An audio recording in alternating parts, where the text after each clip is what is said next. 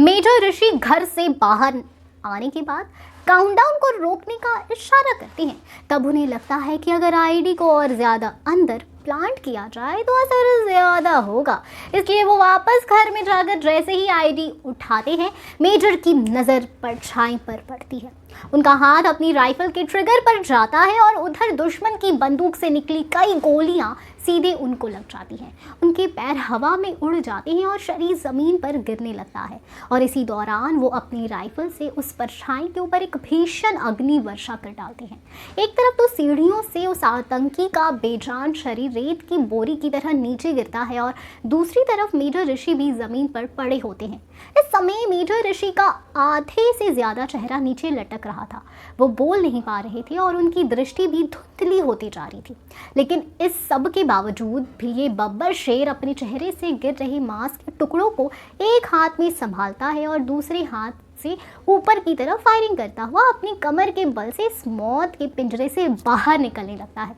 जैसे मेजर ऋषि दरवाजे पर पहुंचते हैं, लांस नायक आवेश की नज़र उन पर पड़ जाती है, जो उनकी तरफ दौड़ना शुरू कर देते हैं। लेकिन तभी मेजर ऋषि अपना हाथ ऊपर उठा उनसे वहीं रोकने को कहते हैं। उन्हें लग रहा था कि दूसरा आतंकी अभी भी जीवित है और वो अपने बॉडी का जीवन खतरे में नहीं डालना चाहते थे। 2 साल पहले उन्होंने अपनी टीम को वचन जो दिया था, वो मेरे होते ही तुम ताबूत या व्हीलचेयर से अपने घर नहीं जाओगे। वैसे तो तुम लोग मेरे ही असली ताकत हो, लेकिन फिर भी दुश्मन की बंदूक से निकली हर गोली को तुम तक पहुंचने से पहले मेरा सामना करना होगा। ये मेरा तुम सबसे वादा है।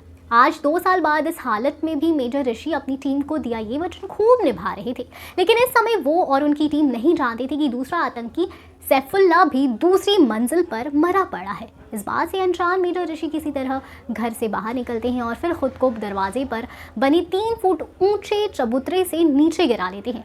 उनके नीचे गिरते ही लांस नायक आवेश के साथ 2 और फौजी दौड़कर उनके पास पहुंचते हैं, जिसके बाद लांस नायक आवेश दूसरी मंजिल की दिशा में फायरिंग करने लगते हैं और बाकी दोनों फौजी मेजर ऋषि को खींच कंपाउंड से बाहर ले जाते हैं।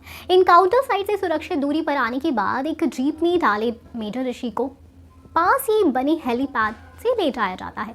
मेजर ऋषि की आंखें बंद हो रही थी, लेकिन वो अभी भी जीप की सीट पर बिल्कुल सीधा बैठे हुए थे। जीप में मेजर ऋषि के साथ मौजूद मेडिक पूरे रास्ते बम उनके चेहरे को ही घूरे जा रहा था। वो जानता था कि उसके पास जो मेडिकल सामान है उससे वो उनकी कोई सहायता नहीं कर सकता। कुछ मिनट बाद मेजर ऋषि को ले हेलीकॉप्टर श्रीनगर के 92 बेस हॉस्पिटल के लिए निकल जाता है। इधर नीचे उड़ता हुआ ये हेलीकॉप्टर श्रीनगर की तरफ बढ़ रहा होता है और उधर मेजर ऋषि की यूनिट का फौजी उनकी पत्नी को फोन मिलाता है। मेजर ऋषि की पत्नी अनुपमा भी इंडियन आर्मी में मेजर थी और इस समय मिलिट्री नर्सिंग सर्विस के अंडर 92 बेस हॉस्पिटल में ही सर्व कर रही थी। जब उनकी यूनिट से कॉल आया तो मैं ऋषि के कॉल के इंतज़ार में जाग ही रही थी। मुझे लगा कि उनका ये फ़ोन होगा, पर जब मैंने फ़ोन उठाया तो मुझे पता चला कि उन्हें तो बहुत गंभीर चोटें आई हैं। मैं तुरंत हॉस्पिटल के लिए निकल गई और ट्रामा वार्ड में उनका इंतज़ार करने लगी। हॉस्पिटल पहुंचते ही सबसे पहले मेजर ऋषि की नज़र अपनी पत्नी पर पड़ती है, लेकिन इससे पहले वो कुछ बोल पाते एक डॉक्टर उनके पास आ जाता है। ये डॉक्टर जो अपने करियर में हर प्रकार का केस देख चुका था, जब मेजर ऋषि के चेहरे को देखता है तो इसके मुंह का रंग पीला पड़ जाता है। काफ़ी ज़्यादा खून बह जाने के कारण मेजर ऋषि की आँखें बंद होने लगती है, तो उनके पास खड़ा ये डॉक्टर उन्हें उठाने लगता है। आप बिल्कुल ठीक है मेजर, आपको कुछ नहीं हुआ है, बस आपको सोना नहीं है। Please talk to me. अपना आधे से ज़्यादा चेहरा खो चुके मेजर ऋषि चाह कर भी बोल नहीं पा रहे थे, इसलिए वो अपना बायां हाथ उठाते हैं, थम्स अप का इशारा कर देते हैं और बहुत ज़्यादा घबरा चुके इस डॉक्टर को हिम्मत देने के लिए अपने दूसरे हाथ से उसका हाथ हल्के से दबाने लगते हैं। 92 बेस हॉस्पिटल में ज़रूरी इमरजेंसी प्रोसीजर्स पूरा करने के बाद मेजर ऋषि को दिल्ली स्थित इंडियन आर्मी की प्रतिष्ठित रिसर्च एंड रेफरल हॉस्पिटल ले जाने को कहा जाता है और अगले दिन की सुबह मेजर ऋषि और उनकी पत्नी इंडियन एयरफोर्स के C-130 विमान से दिल्ली के लिए निकल जाते हैं।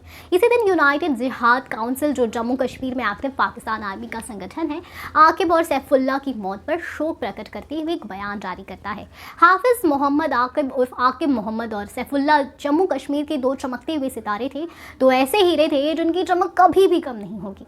इन दोनों की कुर्बानी को हमेशा याद रखा जाएगा। कश्मीर के ये दोनों सितारों को बुझाने वाले मेजर ऋषि को कई दिनों के बाद उठने और बैठने की अनुमति दे दी जाती है।